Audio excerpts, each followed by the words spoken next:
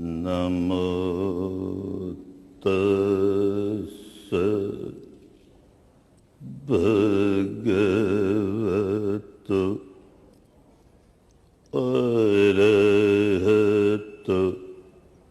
samma sambuddhassa.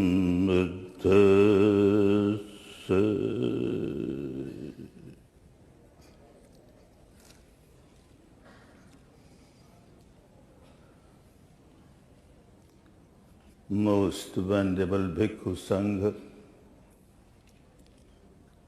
and friends in Dhamma,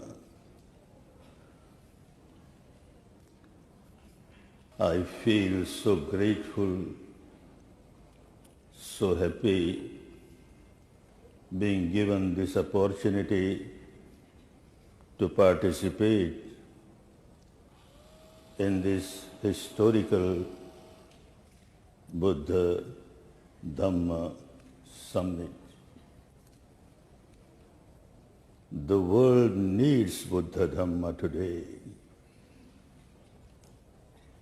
With all the violence and misery prevailing everywhere, people are so unhappy, so miserable.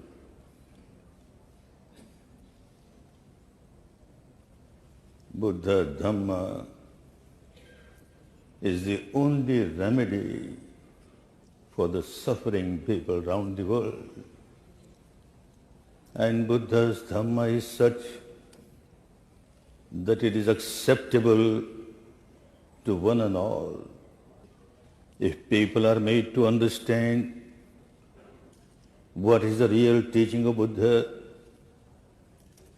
and if they are made to practice the teaching of Buddha, I have found nobody who objects the teaching of the Enlightened One. I was fortunate that I was born in Dhamma land, Myanmar. I was brought up in this Dhamma land, Myanmar.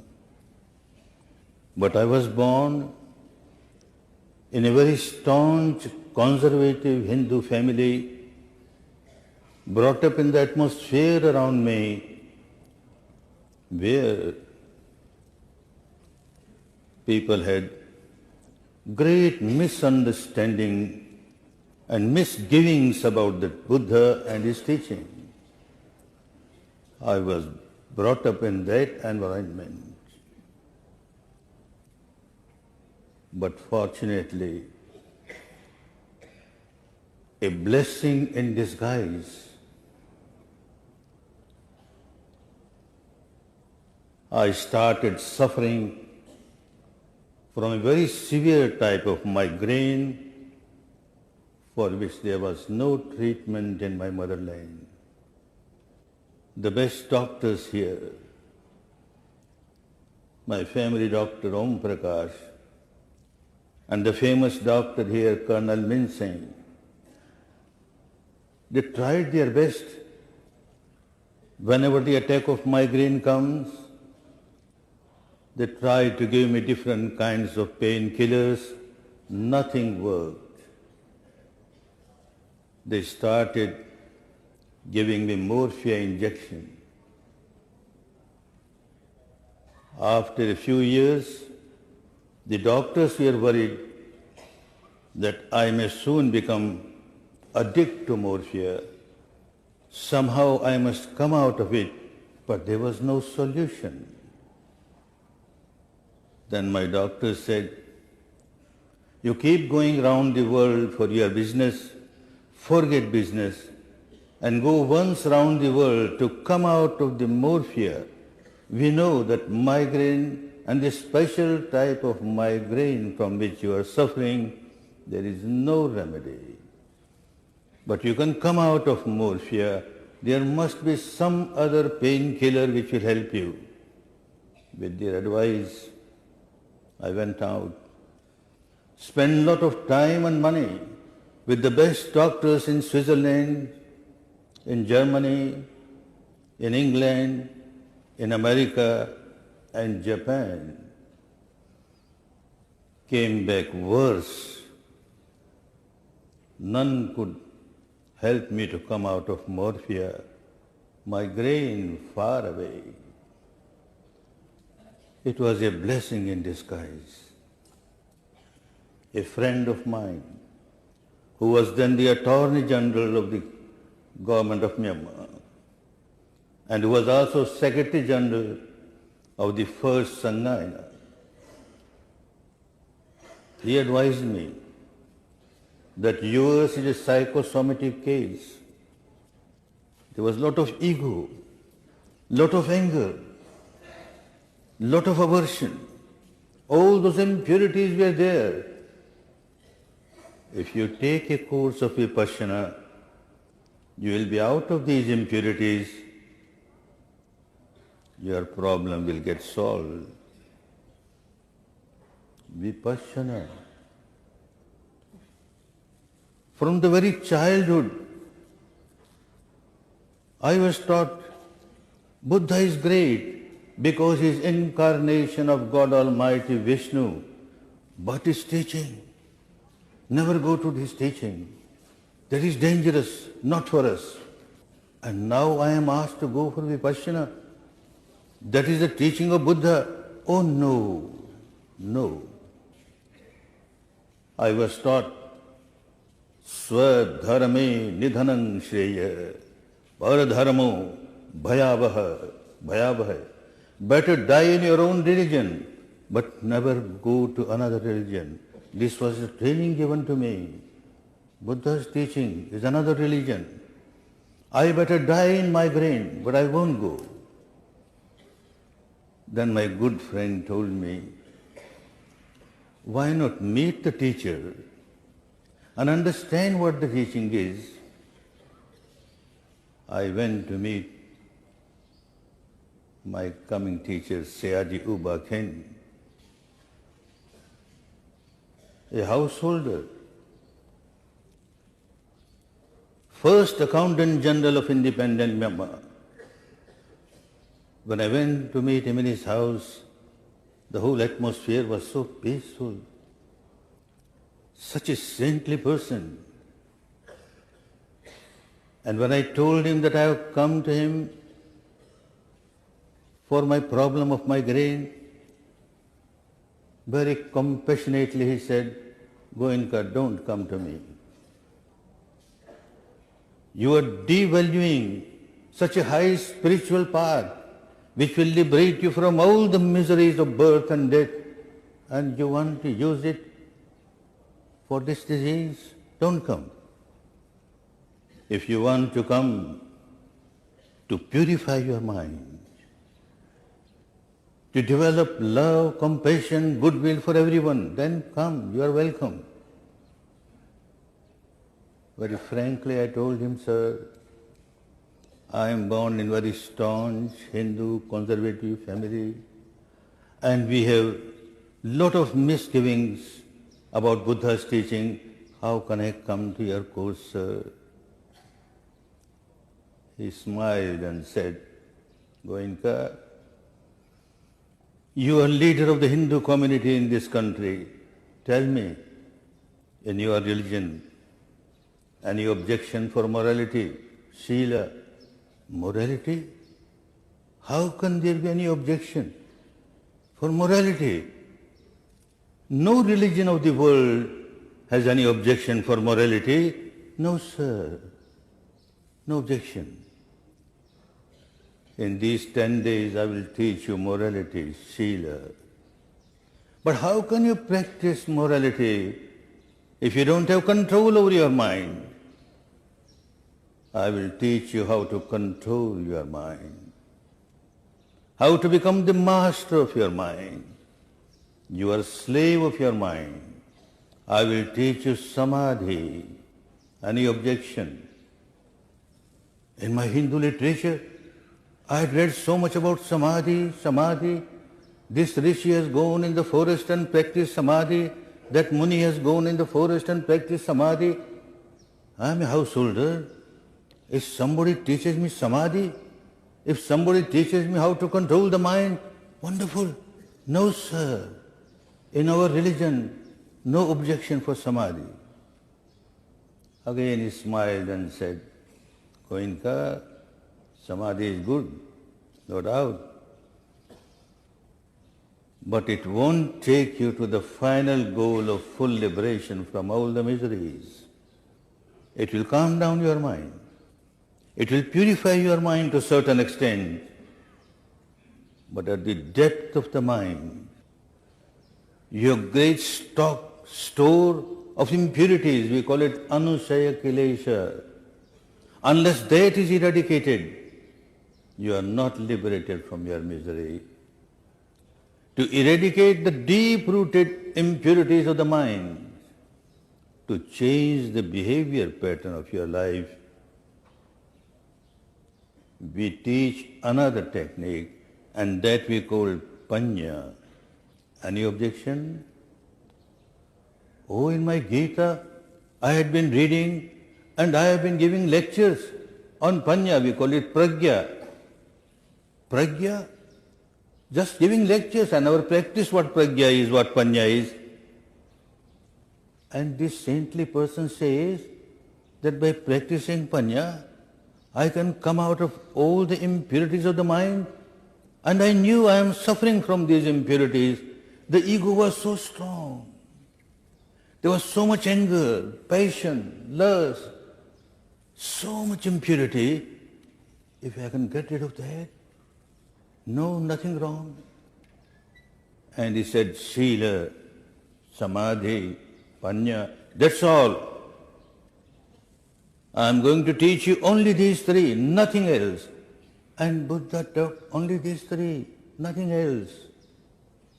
So many things in your country, in India,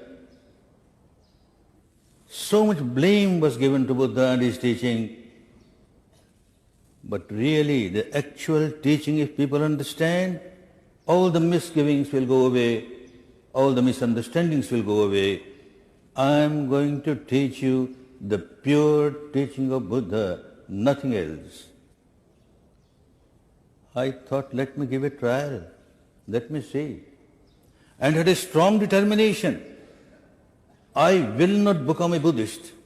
I will take a 10-day course, but I will not become a Buddhist. All right, let me give a trial. And I went to his center. He gave me a small pamphlet, a small booklet, the first page. As I was reading it, I was wonderstruck. Buddha's words. And he says, don't believe, don't believe, don't believe, don't believe. Don't believe even if your teacher says something. You experience the truth. And with your personal experience, if you find that it is good for you and good for everyone else, then only accept it. And not only accept it, then live that life. Wonderful. I had come from a tradition where I am told that if you don't believe, you will go to hell. If you believe, you will go to heaven. And here is somebody saying, don't believe, don't believe. Oh, there is no blind faith in this teaching. No blind belief. You must experience yourself, and if you find it good for you and good for others, then only accept it. Those words attracted me, and I took my course. 3 days, Anapana, then Vipassana was given. Day by day, as I practiced, I found all these things are there in the religion from which I am coming.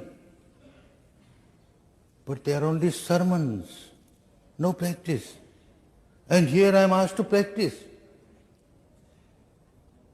Control of the mind, purification of the mind, to live a moral life, real moral life. Within 10 days, morphia was gone forever. Migraine was gone forever. And they looked so unimportant to me, my behavior pattern started changing. Not that within 10 days, all my impurities went away, but they started getting diminished. My entire behavior pattern started changing.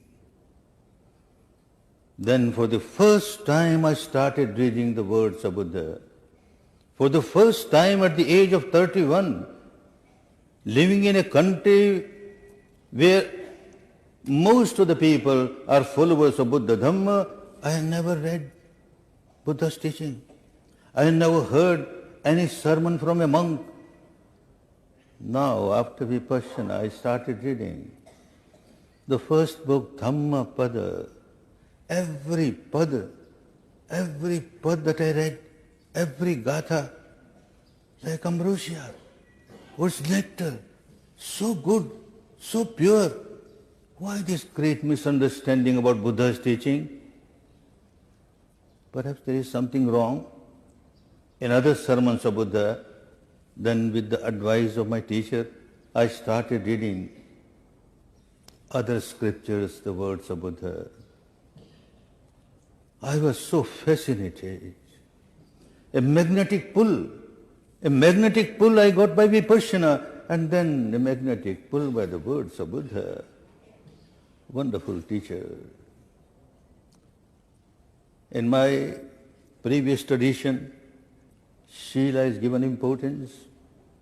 And then later on, when I started teaching, as per the instructions of my teacher, and went round the world, met people of different religions, I found morality is acceptable to every religion. Every religion worth its name teaches morality, but teaches morality. How to practice it? Here Buddha is interested in the practice. He is not interested in merely giving sermons. He teaches. And his enlightenment. With the enlightenment, he discovered the real root of misery. This was known to many traditions in the neighboring country, India, that you become miserable because you generate craving, aversion, tanha. That was acceptable. But Buddha went much deeper. The depth of the problem. I was told that Shila is important because if you take any action, physical or vocal, which is harmful, which harms and hurts other people, which disturb the peace and harmony of the atmosphere around you, it is not good. So abstain from that. Don't harm others. That was known to me. But now I understand. I understood with the words of Buddha. I understood with my personal practice that by breaking Shila, I am not just harming others, I am harming myself. The words of Buddha started ringing in my ears. Pubbe hanati attanang pacha hanati sopare. First you harm yourself. First you kill your own peace and harmony. Then only you kill others. Then only you harm others. And it became so clear. I can't break any Shila. I can't kill anybody. I can't steal. I can't have any sexual misconduct. I can't speak lies and deceive others without generating some impurity or the other in my mind. First I have to generate an impurity in the mind, and then only I take physical or vocal action to harm others. And with the practice that was given to me, And the practice now tried by people around the world. Hundreds and thousands of people are practicing Vipassana, and they agree. As soon as one generates an impurity in the mind, one becomes miserable. Anger, hatred, ill will, animosity, passion, fear, ego, any impurity. You are the first victim of your negativity. Pubbe hanatiyattanam. That was something new to the mankind, a great discovery by the super scientists of the spiritual world. Pubbe hanatiyattanam. You first harm yourself, then only harm others. Yes, quite true. When I generate an impurity, I become so miserable, because people do not know to observe the reality within themselves. When you generate anger, when you take some action, unwholesome action towards anybody, your conscious mind keeps on thinking, so and so harmed me, so and so insulted me, that is why I have to take action, I have to take revenge. These are the thoughts coming in your mind, but you do not know what happens deep inside. The whole body starts burning, tension increases, palpitation increases. Oh, what a great misery! Vipassana taught me, and Vipassana taught hundreds and thousands of people who are practicing now. Observe yourself, observe the truth within yourself. Then only you will realize what is happening within you. If I touch burning fire, I get hurt, I get burned, I get that lesson, and then I never touch the burning fire because I have experienced it. Similarly, if you keep on experiencing that every time you generate any impurity in the mind, you are the first victim of that impurity. You become miserable. Having that experience once, twice, 10 times, 100 times, the behavior pattern starts changing. Oh, the Shila taught by Buddha is far deeper than the Shila taught by different religions. I am not against different religions, but understand, the technique of Buddha brought us to that depth, and you realize the truth about yourself, truth about the entire universe. Samadhi. To concentrate the mind is acceptable by every religion of the world. To discipline the mind is acceptable by every religion of the world. Buddha also taught it. But then the Samadhi taught by Buddha is for the purpose to go to the next step, Panya. If the Samadhi does not take us to Panya, however good it may be, it will not take us to the final goal. What Samadhi he gave. Of course, there are many objects with the help of which one can train the mind, one can concentrate the mind, one can discipline the mind. Even Buddha gave about 40 objects, but the most important object that he gave, which he keep on explaining again and again, is Anapana. Observe your own breath, natural breath, as it is. Satova assasati, satova passasati. Aware of the breath, nothing but breath, bare breath, mere breath, natural breath. As it comes in, as it goes out, naturally. If it is deep, it is deep. If it is shallow, it is shallow. Don't interfere with the natural flow of the breath. You are here to observe the truth as it is, yatha bhuta, as it is, not as you would like it to be, as it is. And then, as Buddha explained, my teacher explained me, keep your attention at the entrance of the nostrils, the area below the nostrils, above the upper lip. And when I went through the words of the Buddha, it became so clear. Nasikagde, after the nostrils. then below the nostrils, above the upper lip. Uttarothasya Vimajjapadesi. The upper lip, the middle part of the upper lip. This is what Buddha wanted us to keep the attention here, so that you can feel every breath coming in, every breath going out. Experience is necessary. Not merely intellectually understanding, yes, I am breathing in, I am breathing out. You are experiencing breathing in, breathing out. Why? Why this was given? Not merely for the concentration of the mind, but within 2 or 3 days, I started feeling, and these hundreds and thousands of people who started practicing, they start feeling. On the 3rd day, they start feeling sensation on this area. And this was again a great discovery of this enlightened person. I call him the super scientist of the spiritual world. Vedana, sensation.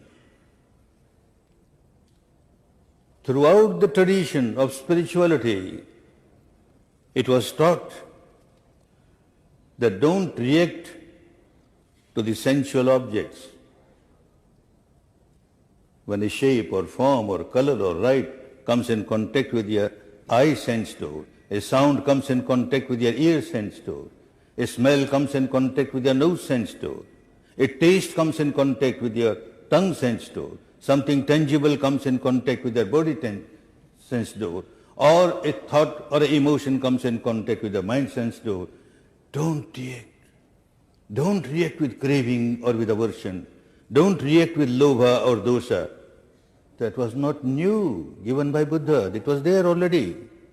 What was new? Buddha said, no. You are not reacting to the outside object. This is only apparent truth. It appears to be so. It seems to be so.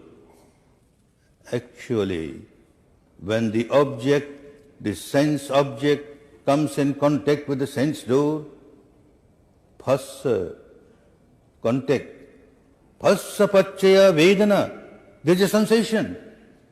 And then only you react. Vedana pachaya tanha, not salayatan pachaya tanha.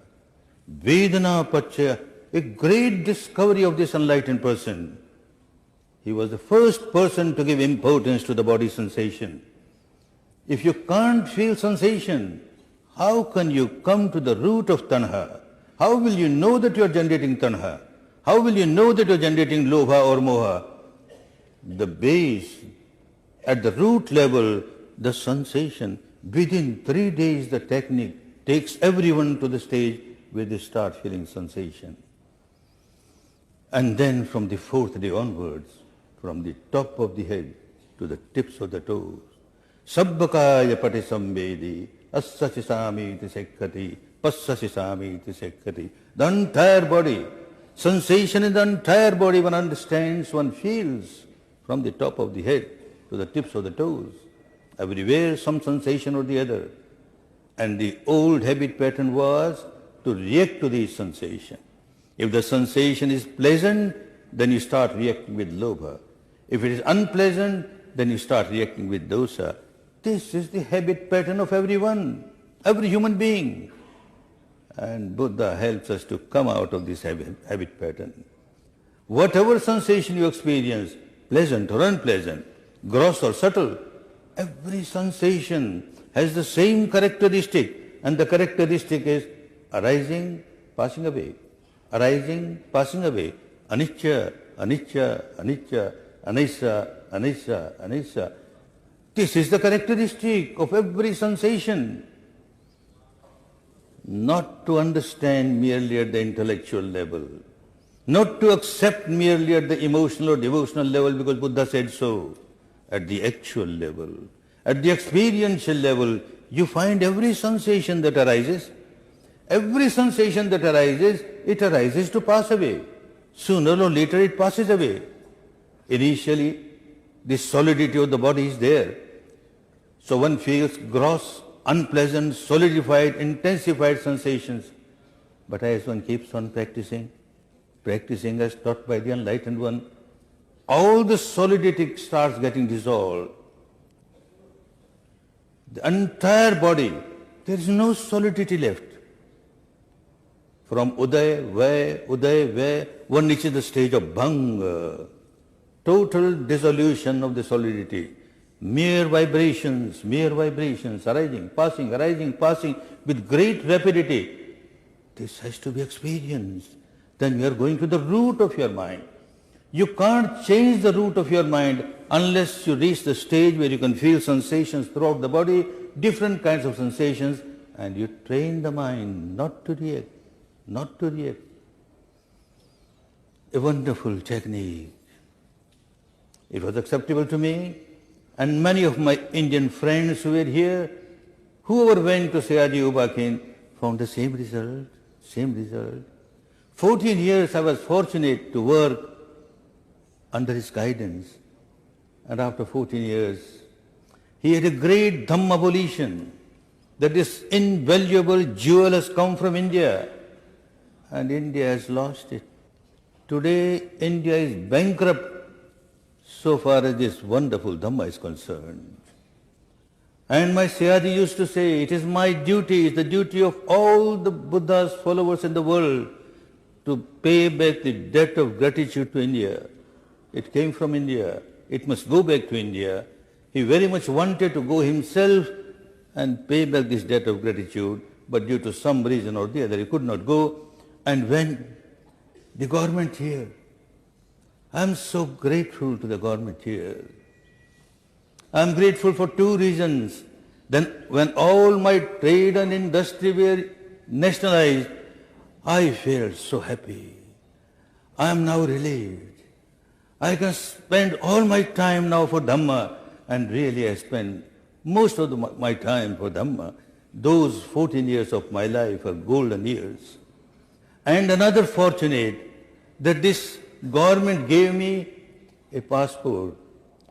I was a Burmese citizen. Passports were given only to such people who go out from Burma for all the life, or those who get some appointment outside.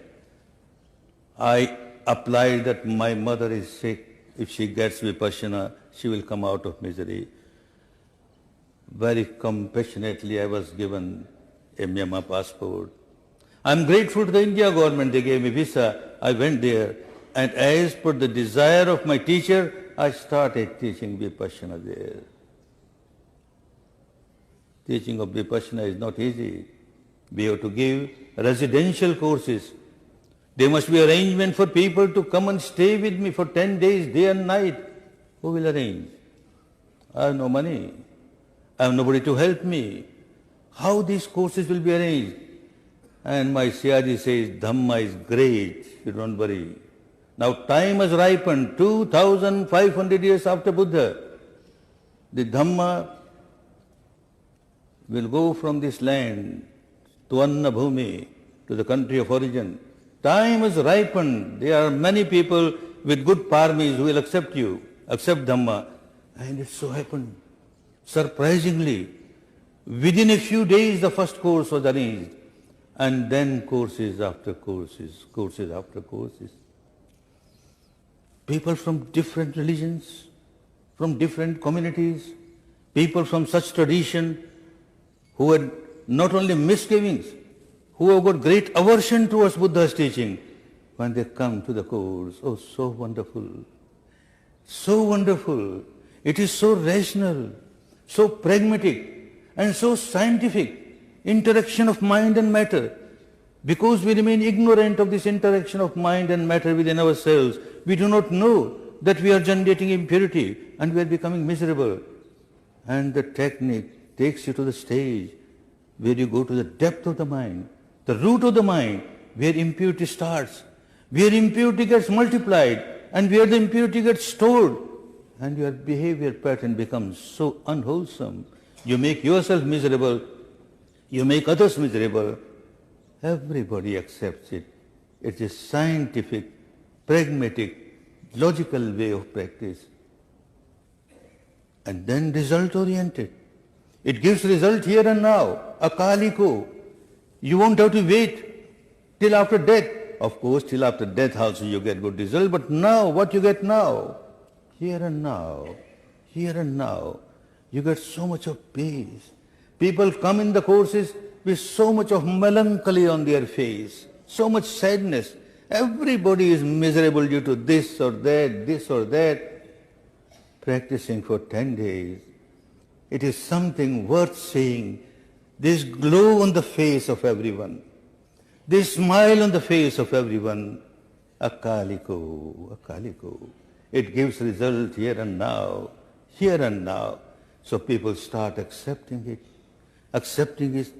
from all these sections of the society, rich or poor, educated or uneducated. Makes no difference. Human being is human being. Human mind is human mind. Black or white or yellow or brown. Human being is human being. A Myanmar or Indian or an Englishman or an American or a Japanese or a Chinese makes no difference. Human being is human being. A Muslim or a Hindu or a Buddha Dhamma follower or a Christian or a Jewish makes no difference. Human being is human being. Same cause of misery with everyone and the same way of coming out of misery for everyone. That is why round the world people have accepted it. There is no major religion in the world, whose followers are not attending Vipassana courses. Not only followers, their teachers are attending Vipassana courses. Till now, more than 3,000 Christian priests and nuns, have participated, and every year hundreds of them are coming. Why? The first missionary who came to the course, at the end of the course, a mother superior, elder lady, she says, Goenka, you are teaching Christianity in the name of Buddha. I am teaching Dhamma, and Dhamma is of everyone. Dhamma is for everyone. One may be a Christian or a Jewish or a Hindu, makes no difference. A Muslim, no difference. Courses were given in Muslim mosques, courses were given in Christian cathedrals, in Hindu temples, in Jain temples. Everyone accepts, no problem, because it is result oriented. It gives result here and now, here and now.